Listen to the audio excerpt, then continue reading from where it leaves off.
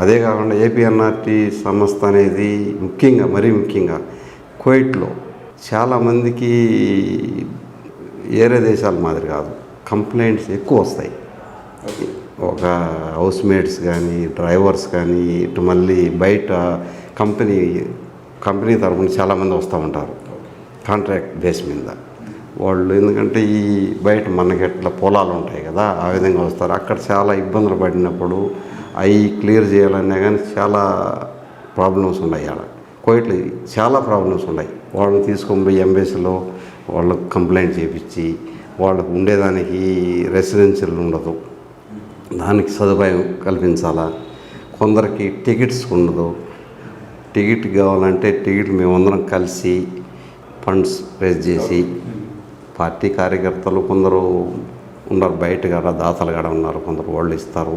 ముఖ్యంగా నేను వీళ్ళున్నంతవరకు నేనే ఎక్కువ సారికి చెప్పాలని అందరికి చెప్పలేం కాబట్టి వీళ్ళున్నంతవరకు నేనే కొంచెం అడిషనల్గా డబ్బులు కొంచెం ఎగేసి వీళ్ళున్నంతవరకు చేయగలిగింది. అన్నీ మనం చేయలేము, అంతే కదా. మనం చేయగలిగింది నేను ఖచ్చితంగా నా దగ్గరికి వచ్చిన వాళ్ళకి హెల్ప్ చేసి పంపిస్తూ ఉంటాను.